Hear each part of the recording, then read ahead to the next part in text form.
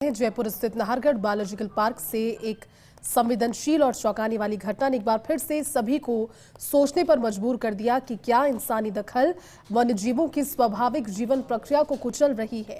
शेरनी तारा के साथ जो कुछ हुआ वो न केवल वन्यजीव संरक्षण के सिद्धांतों पर सवाल उठा रहा है, बल्कि नैतिकता और विज्ञान के प्रयोग की सीमाओं को भी लांघता प्रतीत होता है। ये रिपोर्ट देखिए। 14 अक्टूबर 2024 को तारा ने एक नर शावक शेरू को जन्म दिया। प्रसव के मात्र 2 घंटे बाद वन्य अधिकारियों ने तारा के स्वभाव को आक्रामक बताते हुए शावक को उससे अलग कर दिया।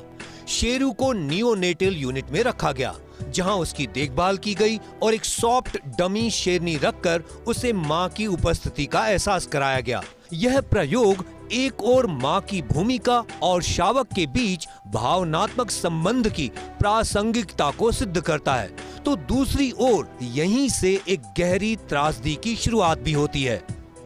अभी तारा का पहला शावक मात्र 2 महीने का ही था कि वन विभाग ने उसे फिर से प्रजनन प्रक्रिया में झोंक दिया।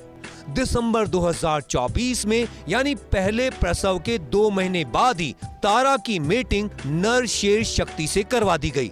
यह जानते हुए भी कि किसी भी शेरनी का प्राकृतिक तौर पर मेटिंग चक्र तब तक दोबारा शुरू नहीं होता जब तक वह 1.5 से 2 वर्ष तक अपने शावकों की परवरिश न कर ले। यही नहीं, शेरनी की गर्भावस्था की सामान्य अवधि लगभग 110 दिन होती है, लेकिन तारा ने दूसरी बार मात्र 6 महीने 21 दिन में 2 और शावकों को जन्म दिया।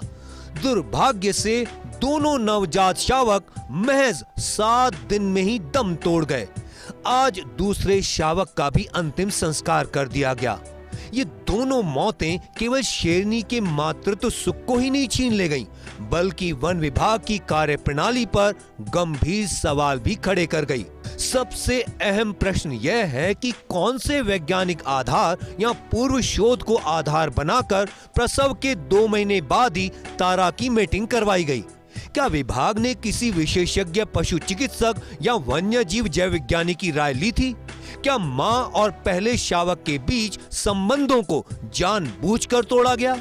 तारा अब न केवल 2 नवजातों की मां बनकर उन्हें खो चुकी है, बल्कि संभवतः मानसिक रूप से भी अत्यधिक तनाव और अवसाद का शिकार बन गई है। यह घटना यह सोचने पर मजबूर करती है कि क्या वन्य जीवों की प्रजनन प्रक्रिया में अत्यधिक हस्तक्षेप वास्तव में उनके हित में है या केवल मानवीय प्रयोग और आंकड़ों की पूर्ति का माध्यम बन चुका है। नाहरगढ़ बायोलॉजिकल पार्क की यह घटना वन्य जीव संरक्षण नीति और उसकी नैतिकता पर गहन समीक्षा की मांग करती है। यह आवश्यक है कि वन विभाग इन सवालों का जवाब दे ताकि भविष्य में किसी अन्य शेरनी को मातृत्व के इस अमूल्य सुख से यूं जबरन वंचित न किया जाए।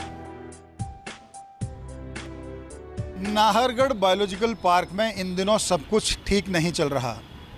बाघिन तारा का एक शावक कल दुनिया छोड़ गया तो दूसरे शावक ने आज सुबह दुनिया को अलविदा कह दिया। दरअसल पिछले वर्ष तारा ने एक शावक को 14 अक्टूबर को जन्म दिया था। उस शावक को मां से कुछ देर बाद ही अलग कर दिया गया था, ये कहकर कि मां का स्वभाव आक्रामक है।